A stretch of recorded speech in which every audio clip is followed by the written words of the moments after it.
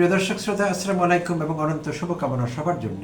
আজ রবিবার 19 এপ্রিল আমাদের জাতীয় সংসদে অধিবেশন চলাকালে কিছু তাৎপর্যপূর্ণ ঘটনা ঘটেছে।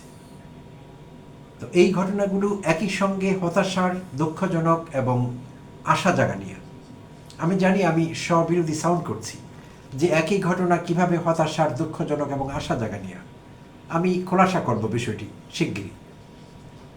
তো সংসদ অধিবেশন চলাকালে শিষ্টাচার সংক্রান্ত, সংসদীয় শিষ্টাচার, যেটিকে আমরা বলি পার্লামেন্টারি এটিকেট, এরকম কিছু ঝামেলা হয়েছিল এবং এটি পুরো জাতির মনোযোগ আকর্ষণ করেছে। আমাদের সংসদ সদস্যরা কিভাবে জাতীয় সংসদে শিষ্টাচার বহির্ভূত আচরণ করেন সেই বিষয়টি চোখে আঙুল দিয়ে আমাদের দেখানো হয়েছে, যা দুঃখজনক এবং হতাশার একই সঙ্গে বলছিলাম। এবং এর বিপরীতে কিছু ঘটনা ঘটেছে যা আমাদের মধ্যে আশা জাগায়, আমরা আশাবাদী হতে পারি একই সঙ্গে।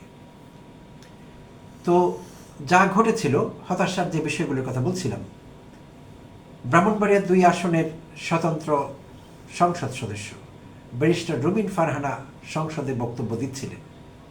তো রুমিন ফারহানা মূলত কথা বলছিলেন জ্বালানি সংকট নিয়ে সরকারের জবাবদিহিতা চাইছিলেন তিনি, এবং চমৎকার জ্বালাময়ী বক্তব্য রাখছিলেন।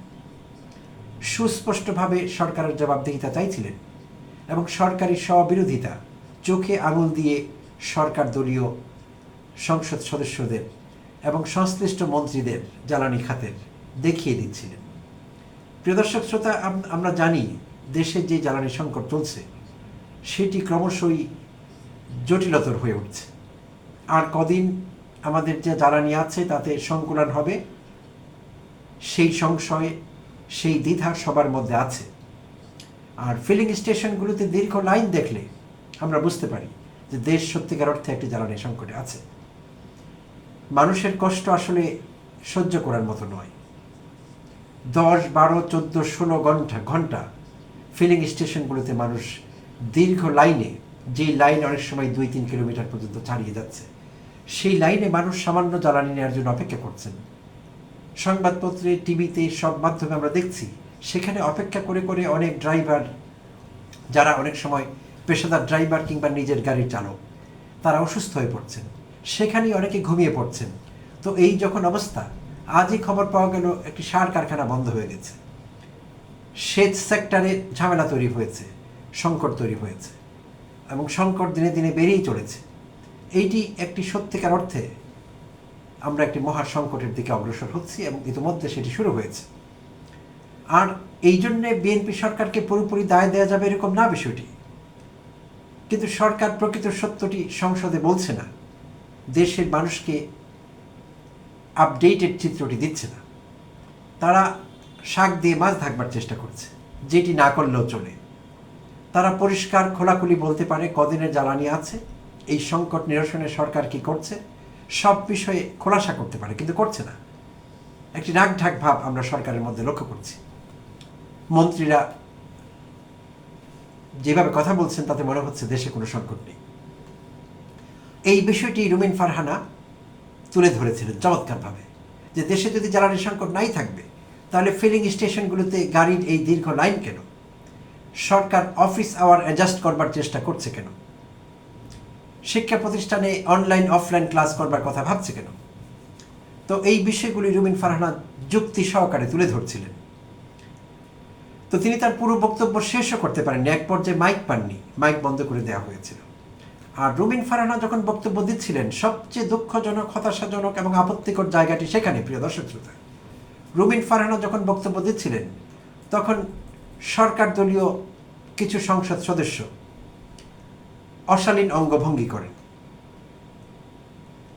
তো যা কোনোভাবেই সংসদীয় এটিকেটের সঙ্গে যায় না, পার্লামেন্টারি এটিকেটের বিরোধী, এগুলো গ্রহণযোগ্য না, কোনো অবস্থায় না। সংসদ কোনো হাট বাজার না যে যেখানে যা খুশি তাই বলা যাবে, যা খুশি তাই করা যাবে, এরকম না বিষয়টি।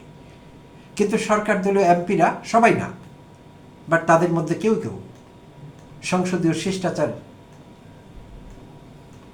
নষ্ট করলেন, শিষ্টাচার বিরোধী কাজ করলেন এবং অশ্লীল অঙ্গভঙ্গি করলেন। হ্যাঁ, এইটিকে অশ্লীল বলা যেতেই পারে।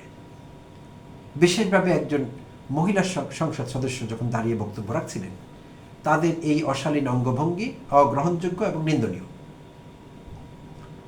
তো আশা জাগানিয়া বিষয়টি হলো, সেখানে পরক্ষণে পয়েন্ট অফ অর্ডারে দাঁড়িয়ে বিরোধী দলীয় নেতা জামায়াত আমির ডাক্তার শফিকুর রহমান এই ট্রেজারি বেঞ্চের এমপিদের, সরকার দলীয় এমপিদের এই অশিষ্ট আচরণের তীব্র নিন্দা করেছেন, প্রতিবাদ করেছেন এবং নিন্দা করেছেন। এবং তিনি আফসোস করে বলেছেন যে কোনো নতুন সংসদ সদস্য হলে ভিন্ন কথা ছিল, 3 বার 4 বার 5 বারও অনেকে সংসদ সদস্য ছিলেন, এমন সংসদ সদস্যরা এই অশিষ্ট আচরণে অংশগ্রহণ করেছিলেন।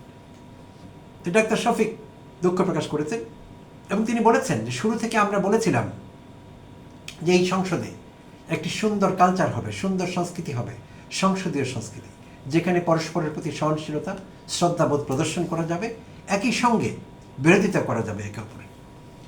তো তিনি সেটি মনে করিয়ে দিলেন এবং তিনি বললেন যে এই আচরণ অগ্রহণযোগ্য, এটি কোনোভাবে গ্রহণ করা যায় না। এবং তিনি নাম বলেননি, তিনি বললেন যে আমি চাইলে নাম বলতে পারতাম কারা কারা এই আচরণ করেছেন, কিন্তু তাদের নাম নিয়ে আমি নিজেই লজ্জিত হতে চাই না, লজ্জা পেতে চাই না। তো এটি একটি চমৎকার চপেটাঘাত সরকার দলীয় যারা এই অশিষ্ট আচরণ করেছেন যেসব সংসদ সদস্য, তাদের প্রতি একটি চপেটাঘাত। তো তারা এই বিষয়টি বুঝতে পারবেন কিনা যে এই ভাষায় কিছুটা ম্যাটাফরিক্যালি ডাক্তার শফিকুর রহমান তার বক্তব্য তুলে ধরছিলেন এবং এই সরকারি দলীয় সংসদ সদস্যদের আচরণের নিন্দা করছিলেন, তারা সেই ভাষা বুঝেন কিনা আমার যথেষ্ট সন্দেহ আছে। তারা যদি সেই ভাষা বুঝতেন তাহলে তারা এই আচরণ করতেন না। এই আচরণ তারা কেন করেছেন? তারা প্রধানমন্ত্রীর দৃষ্টি আকর্ষণ করতে চেয়েছেন। আমি ধারণা করছি যে প্রধানমন্ত্রী খুশি হবেন যে আমরা রুমিন ফারহানাকে খুব দিয়েছি একজোট। বিষয়টি মোটেই এরকম না। তারা প্রধানমন্ত্রীকে বিব্রত করেছেন, কারণ ডাক্তার শফিক যেভাবে প্রতিবাদ করেছেন, নিন্দা করেছেন, তাতে সরকারি দল বিএনপিও বড় হয়নি, প্রধানমন্ত্রী তারেক রহমানেরও মান সম্মান বাড়েনি, আর সেই সংসদ সদস্যরা নিজেরাও নিজেদের কোনো মহান উচ্চতায় নিয়ে যেতে পারেননি। পুরো বিষয়টি ছিল একটি ফ্লপ চেষ্টা, পুরো চেষ্টাটি ফ্লপ করেছে এবং তারা হাটে মাঠে ঘাটে রাজনীতি করার লোক, সংসদে তারা মানানসই না, সেই প্রমাণটি তারা দিয়েছে। তো আশা করছি ভবিষ্যতে তারা আচরণে আরও সংযত হবেন। আর আমাদের সংসদীয় রীতিতে, আমাদের সংসদীয় অভিজ্ঞতায় আমরা দেখেছি, অতীতেও দেখেছি এরকম অশিষ্ট আচরণ জাতীয় সংসদে। তো আমরা ভেবেছিলাম জুলাই অভ্যুত্থান উত্তর সংসদে অন্তত সেগুলো হবে না। যার যা বক্তব্য সেটি তিনি রাখতে পারবেন এবং কারো যদি সেই বক্তব্যের বিরোধিতা করতে হয়, শালীনতা বজায় রেখে, শিষ্টাচার বজায় রেখে, সংসদীয় এটিকেট বজায় রেখে তারা তাদের বক্তব্য পেশ করতে পারবেন এবং বিরোধী দলীয় বা বিপক্ষের যুক্তি খণ্ডাতে পারবেন। সেই লাইনে তারা গেলেন না, কারণ সেই লাইনে যাওয়ার যোগ্যতা লাগে অবশ্য। রুমিন ফারহানাকে কাউন্টার দেবার এমপি সরকারি দলে কজন আছেন সেটাও কিন্তু চিন্তার বিষয়। রুমিন ফারহানার সব বক্তব্যের সঙ্গে আমি একমত নই। আমি আমার চ্যানেল থেকে তার অনেক বক্তব্যের বিরোধিতা করে অতীতে আমি বক্তব্য রেখেছি, কথা বলেছি, সেটি এক বিষয়। কিন্তু এখন যৌক্তিক কারণে রুমিনের পক্ষে কথা বলা খুবই গুরুত্বপূর্ণ এবং খুবই জরুরি, তাই বলছি এই কথা। তো শহীদ রাষ্ট্রপতি জিয়াউর রহমান তার দলের নেতাকর্মীদের প্রশিক্ষিত করার জন্য ট্রেনিং সেন্টার খুলেছিলেন এবং তিনি সেখানে পড়াশোনা করিয়ে ক্লাসরুমে বসিয়ে, সেই আমি নাম নেব না, অনেক নেতার পরীক্ষা নিয়েছিলেন পরবর্তীতে। সেই পরীক্ষায় নেতারা মেজারেবলি পারফর্ম করেছিলেন। তো এখন বোধহয় সেই সময়টি আবার এসেছে, সরকার দলীয় এমপিদের প্রশিক্ষিত করতে হবে, এটিকেট সম্পর্কে তাদের আবার জাগিয়ে তুলতে হবে, সংসদীয় শিষ্টাচার তাদেরকে শেখাতে হবে। কিছুদিন থেকে আমরা শুনছি একটি আলোচনা যে এবার সংসদে 200-রও বেশি নতুন সংসদ সদস্য।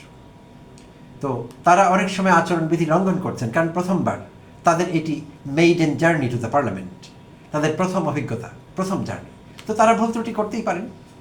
তো তাদের প্রশিক্ষিত করবার ব্যাপারে কথাবার্তা চলছে বিভিন্ন মহলে, যে প্রশিক্ষণের ব্যবস্থা করলে ভালো হবে, সংসদ আরও কার্যকর হবে, তারা আরও এফিশিয়েন্টলি আচরণ করতে পারবে। তো এখন দেখছি ডাক্তার শফিকুর রহমান যা বলছিলেন যে 4 বার 5 বারের সংসদ সদস্যরা এই আচরণ করছেন, তাহলে এখন আচরণবিধি তো সরকারি দলের সে অভিজ্ঞ এমপিদের আগে শেখাতে হবে এবং সঙ্গে নতুনদের। সুপ্রিয় দর্শক শ্রোতা, এটি একটি আমি মনে করি প্রাণবন্ত সংসদ ছিল। আজকের দিনটির কথা যদি বিশেষভাবে বলি, একটি চমৎকার ব্যবস্থা ছিল। কিছু অশিষ্ট আচরণের বিপরীতে ডাক্তার শফিকের বক্তব্য আশা জাগানিয়া নিঃসন্দেহে। আর আরেকটি বিষয় উল্লেখ না করে পারছি না, সেটি হলো আমাদের চিফ হুইপ, বরগুনা 2 আসন থেকে নির্বাচিত সংসদ সদস্য এবং সংসদের চিফ হুইপ জনাব নুরুল ইসলাম মনি। নুরুল ইসলাম মনিকে ফেসবুকে কটাক্ষ করা হয়েছে, কার্টুন শেয়ার করা হয়েছে তার সম্পর্কে, আর সে বিষয়ে তার একজন একনিষ্ঠ কর্মী মামলা দায়ের করেছেন থানায়, যেটি শেখ হাসিনা বলে আমরা দেখেছি। সাইবার সুরক্ষা আইনে মামলা দায়ের করে যাকে তাকে যখন তখন জেল হাজত খাটানো হতো, ঝামেলায় ফেলা হতো, আমরা দেখেছি সেটি। তো খুব তাড়াতাড়ি, সরকারের বয়স মাত্র 2 মাস হয়েছে, সরকার দলীয় চিফ হুইপের কারণে, ফেসবুকে স্ট্যাটাস দেওয়ার কারণে, পোস্ট দেওয়ার কারণে, কিংবা একটি কার্টুন শেয়ার করবার কারণে কাউকে জেলে যেতে হবে এটি কিন্তু আমরা ভাবিনি। বাট সেই দৃশ্যই আমরা দেখলাম। শুক্রবার জনাব নুরুল ইসলাম মনির একজন একনিষ্ঠ ভক্ত সমর্থক থানায় মামলা করেছেন। কেন? তার নেতাকে হেনস্থা করা হয়েছে, তার নেতার সম্মানহানি হয়েছে, কারণ একটি পলিটিক্যাল স্যাটায়ার করা হয়েছে, আর সেই স্যাটায়ার তার নেতা নিতে পারেননি। তো নেতার একনিষ্ঠ কর্মীরা আমরা দেখেছি শেখ হাসিনা আমলেও, পুরো আওয়ামী লীগ আমলে তারা এই করেছেন। হাসিনা নিজে কখনো মামলা করেননি, কিংবা কোনো মন্ত্রী মামলা করেননি, তাদের একনিষ্ঠ কর্মীরা মামলা করেছেন যে তাদের নেতার সম্মানহানি হয়েছে। তো ইজ্জত আলীরা এসব মামলা করতেন। তো এখন রাতারাতি আবার নতুন ইজ্জত আলীরা সামনে চলে এসেছে, যা আমরা আশা করিনি, প্রত্যাশার বাইরে। তো সেই মামলার প্রেক্ষিতে শুক্রবার গ্রেপ্তার করা হয় একজন ফেসবুক ব্যবহারকারীকে, যে কিনা ইন্টারেস্টিংলি নুরুল ইসলাম মনির এলাকারই, পাথরঘাটা উপজেলার, বরগুনা জেলার। তো সেই ভদ্রলোকের নাম হলো হাসান নাসিম। তাকে গ্রেপ্তার করা হয়েছে। গতকাল শনিবার তাকে আদালতে তোলা হয়েছে, রিমান্ডের আবেদন করা হয়েছে, আদালত রিমান্ড মঞ্জুর করেননি, বাট তাকে জামিনও দেওয়া হয়নি।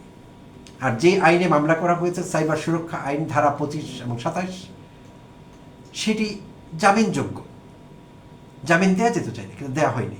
কেন দেওয়া হয়নি? কারণ তাকে হেনস্থা করতে হবে, তাকে ভয় দেখাতে হবে, এবং তার মাধ্যমে অন্যদের সাবধান করতে হবে যে তোমরা পলিটিক্যাল স্যাটায়ারও করতে পারবে না, সরকার দলীয় কোনো উচ্চপদস্থ কারো কটাক্ষ করতে পারবে না, সমালোচনা করতে পারবে না, তাদের নিয়ে স্যাটায়ার করতে পারবে না, এই বার্তাটি দিয়ে দেওয়া। কিন্তু এটি কোনো ভালো বার্তা দেওয়া হয়নি।